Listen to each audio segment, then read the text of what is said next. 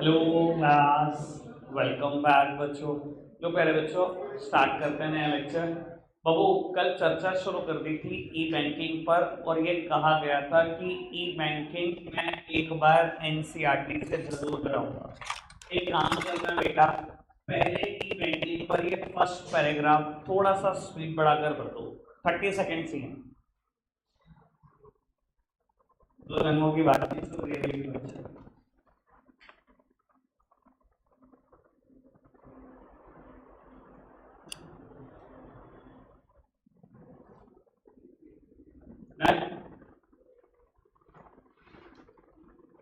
बस एक बात मुझे गलत लगी, latest wave in IT is internet banking. बाबू वो 15 साल पहले भी बुक प्रिंट हुई थी ना, हाँ उसके हिसाब से लिखा हुआ है। ठीक है जी, आज तो इंटरनेट बैंकिंग कोई लेटेस्ट चीज नहीं है। अब तो मेरे हिसाब से बच्चों को एम बैंकिंग पढ़ाना चाहिए आपको, मोबाइल बैंकिंग। ठीक है जी, हम उस पर शिफ्ट हुए नहीं, ई बैंकिंग को लेटेस्ट बताते रहेंगे। कब तक बताते रहेंगे लेटेस्ट? लोगों ने मोबाइल बैंकिंग में इस्तेमाल करके छोड़ दी। ठीक है ना जी, चलो क्या इतना एनसीईआरटी से उलझने की जरूरत है नहीं। बेनिफिट्स पढ़ते हैं बेटा। जो फर्स्ट बेनिफिट है लगभग वही फोर्थ बेनिफिट भी है, लगभग सेम बात है। फटाफट से पढ़ना बाबू। शिवम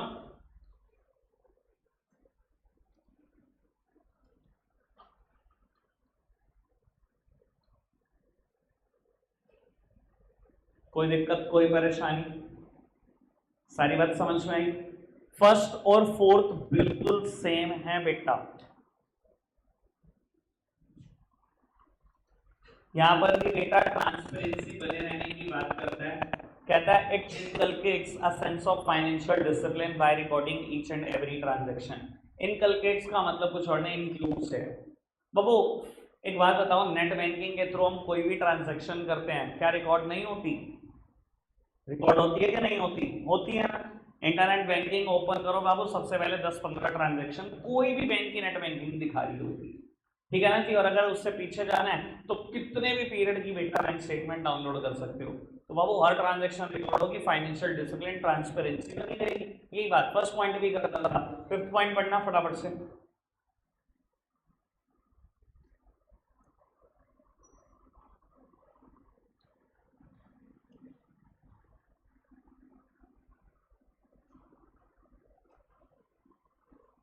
डन?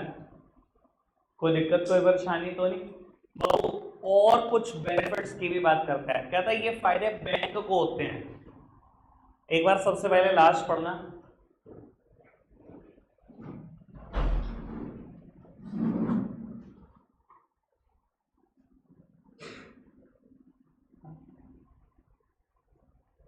पढ़ना जी बाकी।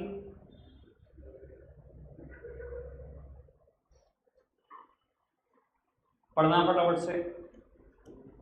बाबू सबसे बड़ा फायदा तो बैंक को यही है, load on branches get reduced. बाबू कोई भी बैंक यही तो चाहता है मेरी ब्रांचेस से लोड खत्म हो जाए, घर बैठ के ही लोग ट्रांजेक्शन करें। बैंक को भी फायदा ना उसमें, 40 से 50 रुपए पर ट्रांजेक्शन बचेगा। धीरे धीरे करके वो ब्रांचेस बंद करनी शुरू कर देंगे अगर 100% लोग शिफ्ट होते हैं तो। ठीक है ना जी। फर्स्ट पॉइंट पढ़ना। सर अगर कोई बैंक इंटरनेट बैंकिंग की फैसिलिटी दे रहा है और कोई नहीं दे रहा, सर आज की तारीख में तो खैर ये बात है ही, आज की तारीख में तो हर बैंक दे रहा है। पर अगर मैं कहूँ किसी की इंटरनेट बैंकिंग बड़ी यूजर फ्रेंडली है और किसी की इंटरनेट बैंकिंग बड़ी कॉम्प्लेक्स है, आपने लॉग इन करा, आपको समझ ही नहीं आ रहा भाई कोई ट्रांजेक्शन कहाँ से करेंगे, तो आप क्या बोलोगे? बेकार बैंक है यार, इतना खराब इंटरफेस बनाया हुआ है, यूजर इंटरफेस। और मैं कहूँ किसी की इंटरनेट बैंकिंग इतनी कमाल है, इतनी यूजर फ्रेंडली है कि कभी उसने इंटरनेट बैंकिंग चलाई नहीं, आज फर्स्ट टाइम लॉगिन करा, सारे ऑप्शन 1 मिनट में समझ में आ गए। तो सर ऐसा बैंक हमेशा कॉम्पिटेटिव एडवांटेज में रहेगा। आज की तारीख में ज्यादातर कस्टमर वहीं पर अकाउंट खुलवाना चाहेंगे जिसका यूजर इंटरफेस ज्यादा आसान होगा। कोई दिक्कत कोई परेशानी तो नहीं? सेकेंड पॉइंट पढ़ना। एक सेकेंड पोस्ट कर दो। पढ़ना ही सेकेंड पॉइंट भी, बस यहीं तक पढ़ लो। ठीक है जी। सर इंटरनेट बैंकिंग में कोई लिमिट है क्या? किस चार दीवारी के अंदर ही आगे ट्रांजैक्शन करनी है, दुनिया के किसी कोने से बैठ के करो, दिक्कत क्या है? कोई दिक्कत कोई परेशानी तो नहीं? इंटरनेट बैंकिंग सारी एडवांटेज क्लियर। बाबू आगे बढ़ा रहे हैं, नेक्स्ट टॉपिक इज इंश्योरेंस। सब मेरी तरफ देखेंगे, काम का टॉपिक है। ऐसा होगा बाबू, आज की पौने घंटे तक बीएसटी का बैच चलेगा और इको का बैच सिर्फ आधा घंटा चलेगा आज, सिर्फ आज के लिए, ठीक है जी। क्योंकि मैं जो टॉपिक शुरू करूंगा वो खत्म जरूर करूंगा, ठीक है जी। बड़ा टॉपिक है, इंश्योरेंस शुरू कर रहा हूँ, सारा आज खत्म नहीं होगा, पर इंश्योरेंस में एक पर्टिकुलर टॉपिक मैं आज शुरू करूंगा, आज ही खत्म होगा। लगभग 7:15 बजे तक बेटा बैच बीएसटी का ही चलता रहेगा, ठीक है जी। बाबू सब सामने देखेंगे, इंश्योरेंस पे चर्चा डिटेल है। जिन्होंने स्पेशली ऑक्सिलरीज को ट्रेड में नहीं पढ़ा तो उनके लिए चर्चा और भी डिटेल है। मेगान फोन छोड़ के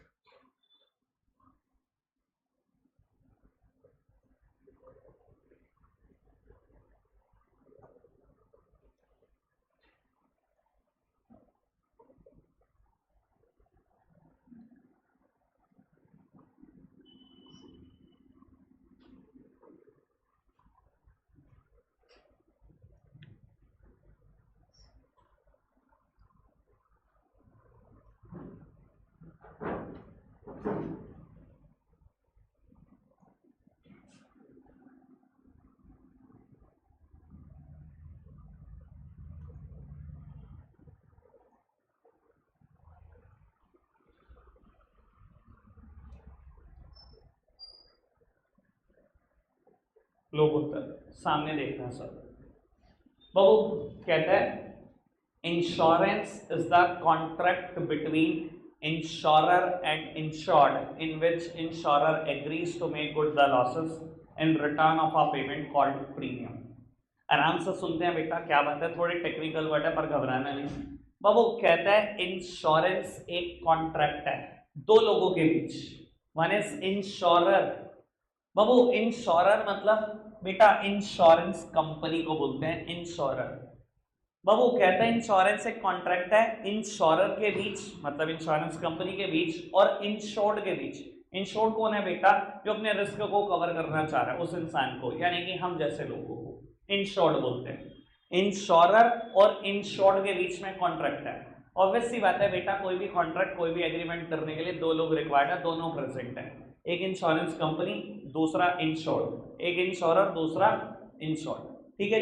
बाबू दोनों ने एक दूसरे से कुछ प्रोमिसेस कर रखी हैं। क्या प्रोमिसेस है सुनना बेटा। इंश्योरर एग्री करता है to make good the losses, आपको नुकसान होगा मैं गुड कर दूंगा। फोन दे दो सर। बाबू इंश्योरर ने क्या कहा? मेक गुड द लॉसेस, आपको नुकसान होगा मैं नुकसान को गुड कर दूंगा। 5 लाख का नुकसान मैं 5 लाख दे दूंगा, 10 लाख का नुकसान मैं 10 लाख दे दूंगा, 1 करोड़ का नुकसान मैं 1 करोड़ दे दूंगा। मेक गुड द लॉसेस, मैं आपके लॉसेस को गुड कर दूंगा, प्रोवाइडेड, एक शर्त है। देखो अगर दो लोगों के बीच कॉन्ट्रैक्ट हो रहा है, एक ने कुछ कहा तो दूसरों को भी तो कुछ कहना पड़ेगा। इंश्योरर ने कहा मैं गुड द लॉसेस, आपको नुकसान होगा मैं गुड कर दूंगा। इंश्योर्ड ने कहा मैं बदले में प्रीमियम देता रहूंगा तुझे। सर अगर आपने प्रीमियम अमाउंट नहीं दी, इंश्योर्ड जिसने इंश्योरेंस लिया, अगर आपने प्रीमियम अमाउंट रोक ली तो बेटा वो भी आपके लॉसेस को गुड नहीं कर पाएगा। दोनों तरफ है, कॉन्ट्रैक्ट टू वे है, वन वे नहीं। आप प्रीमियम देते रहना, वो आपके लॉसेस को गुड करता रहेगा, ये है शर्त। अगर आपने प्रीमियम रोका लॉसेस भूल जाओ, वो आप ही के हैं, फिर कोई इंश्योरेंस कंपनी लॉसेस नहीं भुगतेगी आपकी। समझ में आती है बात? कोई दिक्कत कोई परेशानी तो नहीं। अब मेरे पास बेटा 3 तरीके के इंश्योरेंस है, मुझे तीनों की चर्चा करनी है। जब चैप्टर 1 में हम पढ़ रहे थे ना, तो बाबू हम ऑक्सिलरीज टू ट्रेड पढ़ रहे थे कि ट्रेड को कौन कौन सी सर्विसेज चाहिए, बिजनेस को लाइफ इंश्योरेंस नहीं चाहिए होता। यहां पर बेटा बस बात एक्स्ट्रा ये है कि मुझे 3 तरीके की बातें करनी है आपसे, एक लाइफ इंश्योरेंस पर, एक फायर इंश्योरेंस पर और एक मरीन इंश्योरेंस पर, ठीक है जी। बाबू सब सामने देखते रहना, मैं तीनों की डेफिनेशन क्लियर कर देता हूं। आपको बता देता हूं बेटा, कुछ गलतियां हैं वो एज इट इज है, पर बाबू हम गलतियां पकड़ते रहेंगे, आपको मैं सही कंसेप्ट से अवेयर कराता रहूंगा, मैं मेरी जिम्मेदारी है, ठीक है जी। आपको बता देता हूं, पेपर में अगर लाइफ इंश्योरेंस की डेफिनेशन आई आपको लिखनी तो यही है पर है गलत। इधर देखना, insurance is the contract between insurer and insured in which insurer agree to make good the losses। आप मर जाना, मैं जिंदा कर दूंगा।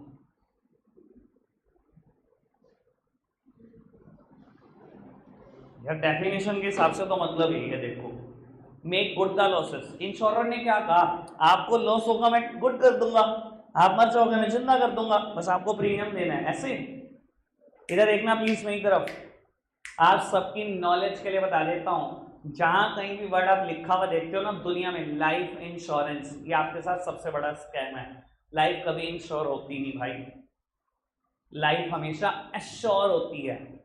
Correct word should be life assurance, not insurance. Life कब से इंश्योर होने लगी भाई? कौन आपको जिंदा कर देगा मुझे भी बताओ, मिलवाओ ऐसे इंसान से जो मरे हुए को जिंदा कर देता है। लाइफ बेटा सिर्फ एश्योर होती है, नॉट इंश्योर। पर बाबू ये बहुत बड़ा स्कैम है दुनिया के साथ, लाइफ इंश्योरेंस करा लो भाई, आप मर जाओगे सिर्फ फैमिली को पैसा मिलेगा, जिंदा कोई नहीं कर सकता, और किसी भी इंसान की, किसी भी ह्यूमन लाइफ की कोई कीमत नहीं लगा सकता। बड़ी सीधी सी बात है, ठीक है ना। मैंने आपको स्कैम बता दिया, पर बाबू डेफिनेशन आपको यही लिख कर आनी है, मेरी मजबूरी है, ठीक है ना जी। कोई दिक्कत कोई परेशानी तो नहीं, बात समझ में आ रही है? बाबू पेपर में डेफिनेशन आ गई फायर इंश्योरेंस की, तो इधर देखना बाबू, लिखोगे क्या, fire insurance is the contract between insurer and insured in which insurer agree to make good the losses caused by fire in return of a payment called premium। सब कुछ सेम, लॉसेस के बाद एक वर्ड आ गया बाबू, caused by fire। Paper में marine insurance की definition आ गई, marine insurance का कॉन्ट्रैक्ट बिटवीन, सारी लाइनें सेम, लॉसेस के बाद caused by marine in return of a payment called premium। तीनों में से किसी की डेफिनेशन आ जाए, मैंने लिखनी सिखा दी बेटा, एक ही डेफिनेशन है, बस स्मार्टली लिखना है उसको, कोई दिक्कत कोई परेशानी तो नहीं, ठीक है जी। अब बाबू मैं एक टॉपिक कराने जा रहा हूं, ठीक है जी, प्रिंसिपल ऑफ इंश्योरेंस, जो लगभग खत्म होगा 7:15 बजे तक। अब मेरी एक बात सुन लो, मुझे कहने की दोबारा जरूरत ना पड़े, ये पेपर में लिखा हुआ है, स्कूल नहीं जानना मुझे आपसे किसमें पढ़ते हो। अगर वीकली टेस्ट होने वाले हैं और चैप्टर 4 आ रहा है, लिख लो पेपर में, हाफ ईयरली होने वाले हैं, लिख लो पेपर में है। ऐसा एक भी बच्चा नहीं होगा बेटा जो पूरे साल पेपर दिया और एक बार भी ये पेपर में ना आया, जो कहोगे वो हार जाऊंगा, समझ गए हो बात को। अब मेरी एक बात समझ लेना, आज कराऊंगा और कल सुनूंगा, यही टॉपिक, ठीक है जी। 7:15 तक आज कराऊंगा और कल कोई मौका नहीं होगा, आते ही सुनूंगा, और सुनाने का तरीका ये रहेगा जैसे हम बैठे हैं इसी एटमॉस्फेयर में बैठे रहेंगे। अगर कहा गया कि जसप्रीत आप सुनाओ तो जसप्रीत सारे बैच को सुनाएगी वो टॉपिक, ठीक है जी। कल पौना घंटा मेरे पे कोई काम नहीं है, सिर्फ सुनने के अलावा, समझ में आ रही है बात। कल कोई भी और बात नहीं होगी, सिर्फ सुना जाएगा, मैंने बिल्कुल क्लियर कर दिया आपको बात, ठीक है जी। अब आप टॉपिक पढ़ना शुरू करते हैं, बी वेरी अटेंटिव, ठीक है ना जी।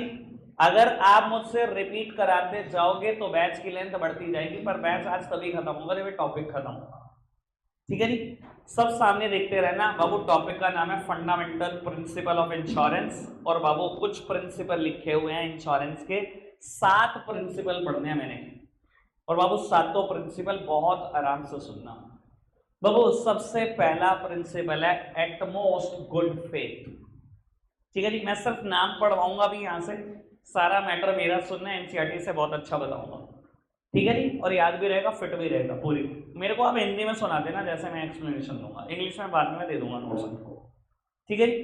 बाबू प्रिंसिपल ऑफ इंश्योरेंस, सबसे पहला प्रिंसिपल है एटमोस्ट गुड फेथ। बाबू क्या कहता है ये प्रिंसिपल, ये कहता है बेटा इंश्योरर और इंश्योर्ड आपको आपस में कोई भी बात नहीं छुपानी, इन अ गुड फेथ, कोई भी बात नहीं छुपानी। बाबू कोई भी material fact related to policy नहीं छुपा सकते आप एक दूसरे से। इंश्योर्ड की जहां तक बात है, इंश्योर्ड कौन है बेटा, जो पर्सन इंश्योरेंस ले रहा है, मतलब हम जैसे लोग। बाबू अगर आपको लगता है मेरे कोई बात बताने से प्रीमियम के अमाउंट पर फर्क पड़ सकता है, वो पॉलिसी देने से डिनाई कर सकता है, बाबू ऐसी बात उसको जरूर बतानी है। मैं एक बात बताता हूं, एक इंसान ए है जो बिल्कुल 25-26 साल का एक तंदुरुस्त लड़का है, वो इंश्योरेंस लेगा बाबू, लाइफ इंश्योरेंस कंपनी बहुत कम प्रीमियम लेगी, क्योंकि उसको बहुत अच्छे से पता है कि अभी इसका जीवन है, भाई ऐसा मानना चाहता है 25 साल के लड़के का भी जीवन है और तंदुरुस्त है, बीमारी भी नहीं है, तो आप कम इंश्योरेंस दे दो, हमें कभी पे ही नहीं करना, ऐसा ही सोचते हैं इंश्योरेंस कंपनी। और एक आदमी है 50 साल का, ऑलरेडी एक हार्ट अटैक उसको आ चुका है, सर उसका प्रीमियम कितना होगा? कम से कम उस लड़के से 4 गुना होगा।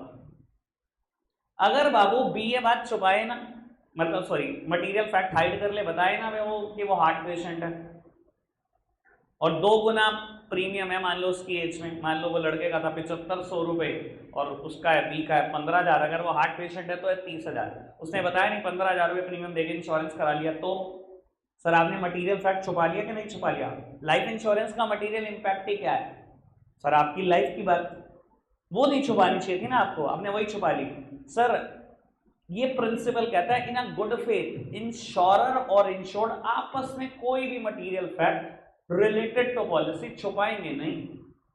इंश्योर्ड सारी बात बता दो लाइफ इंश्योरेंस से रिलेटेड, जो भी बात आपको लगती है आपके प्रीमियम को इंपैक्ट कर सकती है, और इंश्योरर आप सारी टर्म्स एंड कंडीशन क्लियर कर दो इंश्योरेंस की, जितनी भी आपकी टर्म्स एंड कंडीशन है, कोई भी बात एक दूसरे से मत छुपाओ।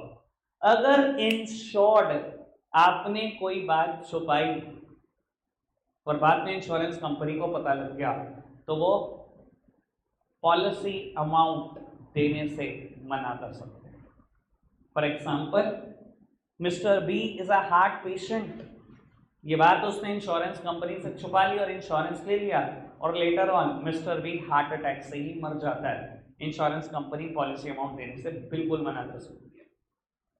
पहला प्रिंसिपल है ये इंश्योरेंस का। कोई दिक्कत कोई परेशानी तो नहीं?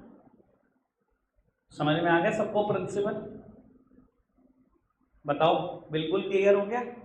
कल सुनाना है बस इसी भाषा में जिस भाषा में मैंने सुना है। कोई दिक्कत तो नहीं है? पार्दे कल तो छुट्टी रहेगी। अच्छा आएगा, अच्छा देख लेंगे भाई। हाँ जी कोई दिक्कत तो नहीं है? समझ में आ गई सारी बात? ठीक है जी। बाबू किसी की तबीयत कल खराब होने वाली हो एडवांस बता के जाना आज। बाबू इंश्योरेबल इंटरेस्ट सामने देखेंगे सब। सर सेकंड प्रिंसिपल का नाम है इंश्योरेबल इंटरेस्ट। इधर देखो जी मेरी तरफ। बेटा आप सिर्फ उन्हीं चीजों का इंश्योरेंस करा सकते हो जिसमें आपका इंटरेस्ट इन्वॉल्व है। मतलब बेटा अगर मैं बात करूं सिर्फ लाइफ इंश्योरेंस की, सिर्फ लाइफ इंश्योरेंस की बात करूं, तो बेटा आपका इंटरेस्ट किसमें इन्वॉल्व होता है? आपके ब्लड रिलेटिव में, आपके स्पाउस में। सिर्फ आप उन्हीं का इंश्योरेंस करा सकते हो, वरना बेटा अगर इंश्योरेंस गैम्बलिंग होता और ये कह देता कि आप दुनिया में किसी का भी इंश्योरेंस करा सकते हो, तो बेटा जो पैसे वाले रईस लोग हैं ना, हर आईसीयू में भर्ती होने वाले आदमी का इंश्योरेंस करा देते कि मरेगा मुझे पैसा मिलेगा। इंश्योरेंस कोई गैम्बलिंग नहीं है कि किसी का भी करा दोगे। इंश्योरेंस सिर्फ किसका कराया जा सकता है? जिसमें आपका इंटरेस्ट है। हेडिंग का नाम है इंश्योरेबल इंटरेस्ट, जिसमें आपका इंटरेस्ट है। As far as life insurance is concern, life insurance सिर्फ ब्लड रिलेटिव और स्पाउस का हो सकता है। स्पाउस समझते हो ना, हस्बैंड के लिए वाइफ स्पाउस है, वाइफ के लिए हस्बैंड स्पाउस है,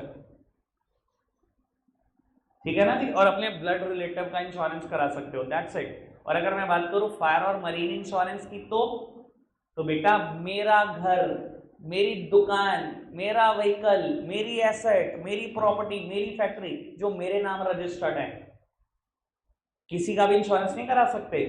वरना आप क्या करते? आप कहते पड़ोसी के घर का इंश्योरेंस लिया और रात को पड़ोसी के घर में आग लगा दी, पड़ोसी भी खत्म, पैसे भी आ गए सुबह। तो सर इंश्योरेंस है, गैम्बलिंग नहीं है कि किसी का भी इंश्योरेंस ले लेंगे जिसमें आपका इंटरेस्ट है। समझ में आई बात? लाइफ इंश्योरेंस की बात करूं तो ब्लड रिलेटिव और स्पाउस, फायर और मरीन की बात करें तो वो प्रॉपर्टीज, वो एसेट जो मेरे नाम पर रजिस्टर्ड है, मेरा व्हीकल, मेरा घर, मेरी दुकान, मेरी फैक्ट्री, मेरा होटल, जो मेरे नाम है सिर्फ उन्हीं चीजों का इंश्योरेंस ले सकता हूं, किसी का भी नहीं। समझ में आई बात? अभी तक कोई दिक्कत, कोई परेशानी? दो प्रिंसिपल हो गए, एटमोस्ट गुड फेथ और इंश्योरेबल इंटरेस्ट। आगे बढ़ सकते हैं पक्का से? ठीक है जी, आप सब कह रहे हैं तो किसी को कुछ पूछना हो सर पूछ सकते हो, दोबारा भी बता देंगे भाई, ऐसी कोई दिक्कत नहीं है। बाबू तीसरा है इंडेमनिटी। बाबू जैसे ही ये प्रिंसिपल आएगा सबसे पहली लाइन फिक्स्ड है, आप लिखोगे insurance is not the contract of making profit. Insurance से बेटा प्रॉफिट नहीं कमा सकते, insurance is not the contract of making profit, insurance से प्रॉफिट नहीं कमाया जा सकता। देखो इंश्योरेंस का पर्पस पता है क्या है? इंश्योरेंस का पर्पस है आपको उसी पोजीशन में लाकर खड़ा कर देना जिसमें आप लॉस से पहले थे। कैसे भाई फोन लेना इसका क्या हुआ बाबू? Insurance is not the contract of making profit, insurance का पर्पस है आपको उसी पोजीशन में लाकर खड़ा कर देना जिसमें आप लॉस से पहले थे। एग्जांपल देता हूं, बिल्कुल क्रिस्टल क्लियर हो जाएगी बात। बाबू आपने अपनी दुकान का इंश्योरेंस लिया, 1 करोड़ के गुड्स हैं दुकान में, आपने इंश्योरर को बुलाया, सर्वे कर गया वो, आपने कहा जी 1 करोड़ के गुड्स हैं सारे इंश्योर कराने हैं पूरी दुकान। उसने कहा जी प्रीमियम लगेगा 1 लाख रुपए। आपने कहा डन, ये पकड़ प्रीमियम अमाउंट, मेरी दुकान इंश्योर चाहिए, इंश्योर हो गई। फायर इंश्योरेंस लिया, आग लग गई कुछ दिन के बाद, 10 लाख का नुकसान हुआ, आप क्या कहोगे? Insurance company 1 crore 90 lakh profit. भाई insurance is not the contract of making profit, insurance से प्रॉफिट नहीं कमाया जा सकता। इंश्योरेंस का पर्पस है आपको उसी पोजीशन में लाकर खड़ा कर देना जिसमें लॉस से पहले थे। भाई लॉस से पहले 1 करोड़ का गुड्स पड़ा था दुकान पे, ये आपकी प्रॉपर्टी थी, आग लगी, नुकसान हुआ 10 लाख का, इंश्योरेंस कंपनी कितने देगी? 10 लाख, 1 करोड़ नहीं दे देगी। कहीं कहा 90 लाख का प्रॉफिट हो गया, बहुत बढ़िया, आग लगी, कुछ नहीं मिलेगा, उतना ही मिलेगा जिसमें लॉस से पहले थे। प्रॉफिट नहीं कमा सकते इंश्योरेंस से। समझ में आया इंडेमनिटी क्या है? पक्का से क्लियर है? याद भी रह जाएगा? फटाफट से एक बार रिपीट कर देते हैं। 3 पहला प्रिंसिपल क्या पढ़ा? Utmost good faith. In a good faith insurer और इंश्योर्ड आपस में कोई भी मटेरियल फैक्ट हाइड नहीं करेंगे which is related to policy. अगर इंश्योरर हो आप तो भाई सारी टर्म्स एंड कंडीशन क्लियर कर दो इंश्योरेंस की, और अगर आप इंश्योर्ड हो तो हर वो बात क्लियर कर दो जो प्रीमियम पर इम्पैक्ट डाल सकती है आपके। अगर इंश्योर्ड आपने कोई बात छुपाई, लेटर और इंश्योरेंस कंपनी को पता लग गई, तो भाई पॉलिसी अमाउंट देने से बिल्कुल डिनाई कर सकते हैं। मैंने एग्जांपल दिया, ए इज अ हार्ट पेशेंट, बताई नहीं है बात, छुपाई और इंश्योरेंस ले लिया, और बाद में लेटर ऑन हार्ट अटैक से ही डेथ हो गई, सर नहीं मिलते आपके पैसे। ठीक है जी। सेकंड वन इंश्योरेबल इंटरेस्ट, आप उन्हीं चीजों का इंश्योरेंस ले सकते हो जिसमें आपका इंटरेस्ट इन्वॉल्व है। अगर लाइफ इंश्योरेंस की बात करो तो ब्लड रिलेटिव एंड स्पाउस। और फायर और मरीन की जहां तक बात है, मेरी एसेट्स, मेरी प्रॉपर्टी, मेरा घर, मेरी दुकान, मेरी फैक्ट्री, मेरा होटल जो मेरे नाम रजिस्टर्ड, सिर्फ उन्हीं का इंश्योरेंस, किसी भी चीज का नहीं इंश्योरेंस है, गैम्बलिंग नहीं। वरना मैंने बात बता दी, रईस लोग क्या करते, आईसीयू में एडमिट होने वाले हर पेशेंट का इंश्योरेंस ले लेते, ये मरेगा मुझे पैसे मिल जाएंगे। समझ में आ रही है बात? 3 बातें, कोई दिक्कत तो नहीं। बाबू 4th हेडिंग लिखी हुई है प्रॉक्सिमेट कॉज। बाबू इसको लैटिन भाषा में बोलते हैं कॉजा प्रॉक्सिमा, मैं लिख देता हूं यहां पर। बाबू ऐसे बोलते हैं इसको, कॉजा प्रॉक्सिमा।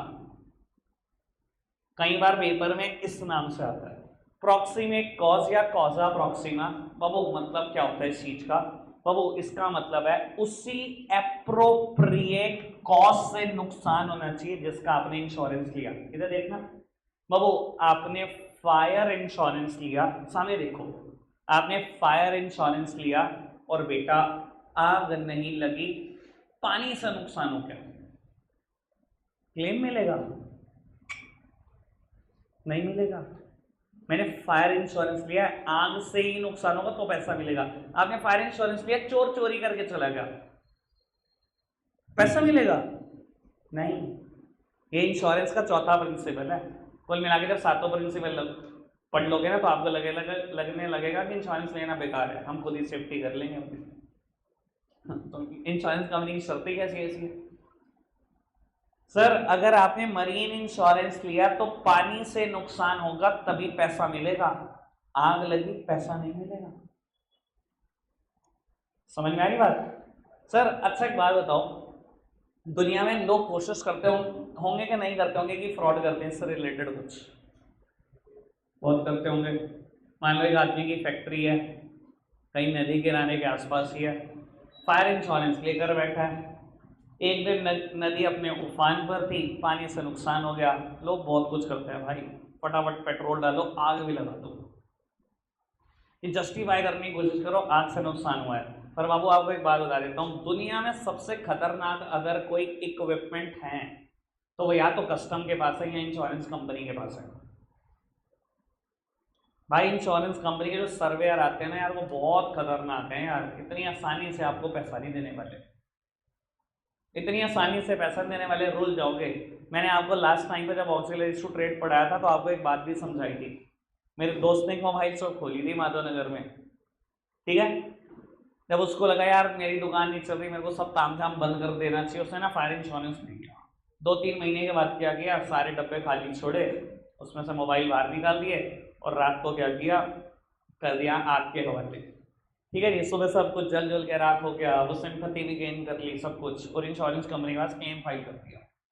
सर्वेयर आए, सब कुछ सर्वे करके गए, भाई इतने खतरनाक होते सर्वेयर, सॉइल तक ले गए, मिट्टी तक उठाकर ले गए, सॉइल टेस्ट कराई, पूरी रिपोर्ट आई सॉइल टेस्ट की कि इसमें सिर्फ गत्ते के कण मिले हैं, एक भी प्लास्टिक का कण नहीं। आप कैसे साबित कर सकते हो? मोबाइल से नहीं, एक भी मोबाइल नहीं चला, 1 रुपए का क्लेम नहीं दिया कंपनी ने।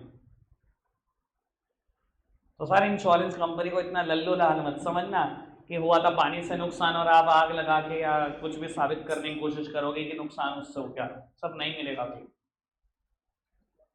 सर अच्छा एक बात बताओ, आप क्या समझते हो मरीन इंश्योरेंस की कोई वैल्यू है कि नहीं? अभी आपको ऐसा लग रहा होगा कि यार मरीन इंश्योरेंस की वैल्यू क्या होती होगी। सर आप बहुत बड़े बेवकूफ हो अगर मरीन इंश्योरेंस की इंपॉर्टेंस को नहीं समझ पा रहे। आप एक बात बताओ, इंडिया सारे गुड्स खुद बनाकर ही सप्लाई करता है क्या इंडियंस को? हम कितने गुड्स इंपोर्ट करते हैं? और आपके बता देता हूँ आपकी नॉलेज के लिए, जब आप वेसल के थ्रू गुड्स इंपोर्ट करते हो तो गुड्स इंपोर्ट हो ही नहीं सकते अगर आपके पास मरीन इंश्योरेंस पॉलिसी नहीं है, तो अलाउड ही नहीं होता। वेसल पे कोई आपके गुड्स रखेगा नहीं जब तक आप मरीन इंश्योरेंस पॉलिसी नहीं दिखाओगे। भाई ये चाइना से गुड्स इंडिया आ रहे हैं, ये गुड्स अमेरिका से इंडिया आ रहे हैं, दिल्ली से सहारनपुर नहीं आ रहे कि 2 घंटे 3 घंटे में पहुंच जाएंगे, कुछ नहीं होता जी। इट विल टेक टाइम, और मरीन में बाबू हजारों तरीके के रिस्क है। समझ में आ रही बात? अभी मैंने 4 बातें बताई, एक बात और बता देता हूँ खैर आपको। बाबू कस्टम से रिलेटेड एक बात बोल रहा हूँ, अभी कस्टम एक वर्ड आया था तो मेरे को लगता है बता देनी चाहिए, बड़े दिन हो गए, एक आधे एक्स्ट्रा बात तो चलती रहनी चाहिए। तो बाबू मैंने बताया कस्टम के पास सबसे लेटेस्ट इक्विपमेंट है, एक से एक फ्रॉड है कस्टम में, एक से एक फ्रॉड। मैं आपको बहुत सारे भेज भी दूंगा, 2-4 का डिस्कशन यहीं कर लेते हैं। बाबू एक बार की बात है, एक इंसान ना टाइल इंपोर्ट कर रहा था इंडिया से, किसी फॉरेन कंट्री से टाइल इंपोर्ट कर रहा था। टाइल पूरा वेसल भर के थी, पूरा वेसल भर के।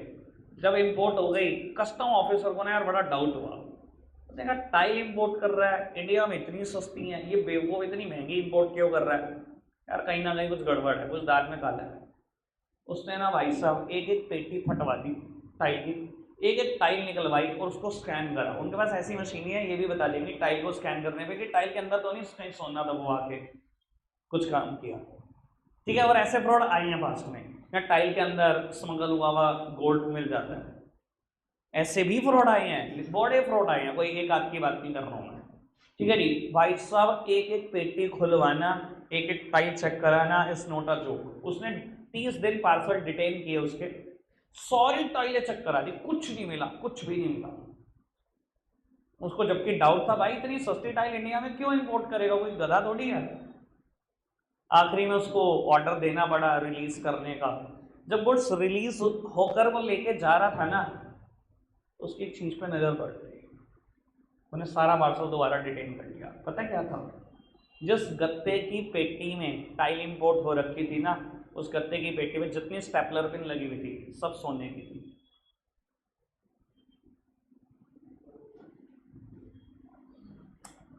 कस्टम में तो ऐसे ऐसे काम आते हैं, मतलब मैं अगर आपको बताऊंगा आपको बड़ी हैरानी होगी। आपने ऐसा सुना है क्या भाई अफ्रीका गए लोग, दुबई गए, ऑपरेट कराया लोग, मतलब पैसों के लिए क्या क्या करते हैं, पेट फटवाया पूरा, गोल्ड बार रखे, दोबारा पेट सिलवाया और वापसी आ गए इंडिया, यहाँ पेट खुलवाकर दोबारा गोल्ड निकाला। कितने केस पकड़े जाते हैं कस्टम में ऐसे डेली बेसिस पर, डेली बेसिस पर।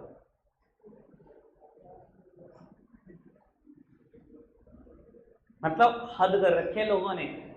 भारत रत्न मिलना चाहिए इनको फ्रॉड में। ऐसे ऐसे केस हैं कस्टम में। स्टेपलर पेन, मतलब कहां कहां सोच है भाई, कहां सोच है तुम्हारी।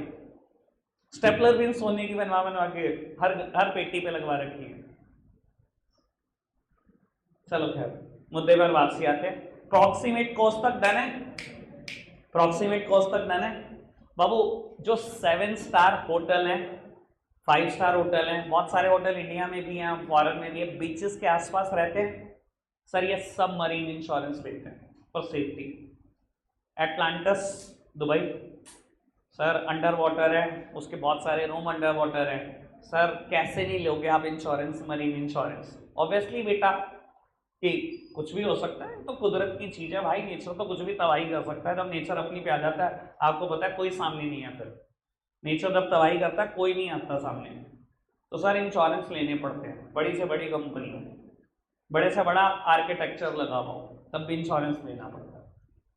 समझते हो ना इस चीज को। आओ जी खैर बात को आगे बढ़ाते हैं। बेटा प्रिंसिपल का नाम है principle of subrogation. Again it will take some time, कोई नहीं, जितना टाइम लगेगा मैं पक्का लगाऊंगा, पर कल नहीं होगी, इसकी चर्चा होगी आज। बाबू प्रिंसिपल ऑफ सबरोगेशन, ये प्रिंसिपल क्या कहता है बाबू, ये प्रिंसिपल कहता है, सुनो अगेन, इसकी भी शुरुआत और इंडेमनिटी, थर्ड प्रिंसिपल की भी शुरुआत, पहली लाइन यही है, insurance is not the contract of making profit. Insurance से आप प्रॉफिट नहीं कमा सकते। समझाने के लिए बात बोलता हूं, आपने एक मशीनरी खरीदी है बेटा फॉर 1 CR और आपने कहा जी मेरे को इसका फायर इंश्योरेंस लेना है। बाबू इंश्योरर आया, देख कर गया, उसने कहा जी इसके लिए प्रीमियम अमाउंट पे करना पड़ेगा आपको 2 लाख रुपए। आपने 2 लाख रुपए पे कर दिए, 1 करोड़ की पूरी मशीनरी इन 100 रुपए, ठीक है जी। आपकी फैक्ट्री में आग लग जाती है, पूरी रात मशीनरी जलती रहती है, स्वाद सब जल गया, खाक। बाबू 1 करोड़ रुपए पूरी अमाउंट आपको इंश्योरेंस कंपनी ने पे कर दी, लेकिन इंसान लालच का पुतला, उसको लगता है चल 1 करोड़ तो आए गए, अब लोहे के बाद तो मशीन बेच ही लेता, सारे पार्ट तो नहीं चले, अभी कुछ तो लोहा बकाया, 20 किलो 50 किलो 40 रुपए किलो लोहा, 1000 2000 जो आते हैं वो भी अंदर करो। Sir insurance is not the contract of making profit, पैसा नहीं कमा सकते इससे। 1 करोड़ की मशीन थी, 1 करोड़ इंश्योरेंस कंपनी ने दे दिए, then this property will vest to the insurance company. इस प्रॉपर्टी की ऑटोमेटिकली ऑनरशिप किसको ट्रांसफर हो जाएगी, इंश्योरेंस कंपनी को ट्रांसफर हो जाएगी, वो आपकी नहीं रहेगी। समझ में आती है बात, कोई दिक्कत कोई परेशानी तो नहीं। इस बात को मैं और क्लेरिफाई कर देता हूँ, ऑल दो मेरे कोर्स में व्हीकल इंश्योरेंस नहीं है, मैं तब भी बात क्लियर कर रहा हूँ, मैं व्हीकल से समझाऊंगा, बहुत अच्छे समझ में आएगा। बाबू आपके पास एक एक्टिव है फॉर 1,05,000 आप खरीद कर लाए हो, 4,000 रुपये का इंश्योरेंस हुआ है उसका। प्लीज सामने देखते रहना, बहुत अच्छे से बात क्लियरिफाई हो जाएगी कि सबरोगेशन क्या चीज होती है। आपने 4,000 रुपये का इंश्योरेंस लिया हुआ है, ठीक है, 1,05,000 की एक्टिव है, पूरी 1,05,000 रुपये इंश्योर है 4,000 रुपये में, ठीक है। बाबू एक दिन आप किसी ट्यूशन जाते हो और बाहर आते हो, एक्टिवा मिसिंग है, कहीं ना कहीं कुछ कोई उठा कर ले गया। बाबू आप इंश्योरेंस क्लेम करने जाओगे ना, सबसे पहले इंश्योरेंस कंपनी पता क्या कहेगी, लाओ FIR की कॉपी, सबसे पहली शर्त FIR की कॉपी लो। पता क्यों, कोई बताएगा मुझे क्यों? ऐसा नहीं हो सकता बेटा आपकी नियत में ही खोट आ गया, आपके घर पर ही पड़ी है एक्टिवा या आपके पड़ोसी के घर पड़ी है, आपके किसी रिश्तेदार के घर खड़ी कर दी और इंश्योरेंस लेने पहुंच गए हो, तो वो प्रूफ चाहते हैं कि सच में आप चाहते हो कि उसके खिलाफ पुलिस एक्शन ले ले जिसने भी उठा के, इसलिए एफआईआर की कॉपी कंपलसरी है। सबसे पहले आप एफआईआर लिखवाओगे, पुलिस जो अपनी कोशिशें करेगी वो करती रहेगी। एफआईआर जमा करोगे बेटा इंश्योरेंस कंपनी के पास। मान लो आपके पास क्लेम आ गया, हफ्ते भर, 10 दिन, 15 दिन, महीने भर में क्लेम आ गया, ठीक है जी, आपके पास क्लेम आ गया। 2 महीने के बाद आपके पास पुलिस का फोन आता है, जी आपकी एक्टिवा मिल गई। अब आपको क्या लगा, 1 मार्च तो आए गए थे इंश्योरेंस कंपनी से, अब एक्टिवा भी मिली। बहुत बड़ा मुकालता है आपका। इंश्योरेंस कंपनी जिस दिन क्लेम ट्रांसफर करेगी ना, उस दिन पहले ही एग्रीमेंट पे साइन करा लेगी, गलती से भी कल को एक्टिवा मिल जाती है वो हमारी है। समझ में आती है आपको बात? Insurance is not the contract of making profit. Insurance से पैसा नहीं कमा सकते। क्लियर हो? मैं अभी तक 5 प्रिंसिपल डन है, चलो 2 कल के लिए छोड़ देते हैं, वरना और लग जाएंगे 10-15। रखते हैं आज के लिए इतना ही है प्यारे बच्चों, बाय बाय।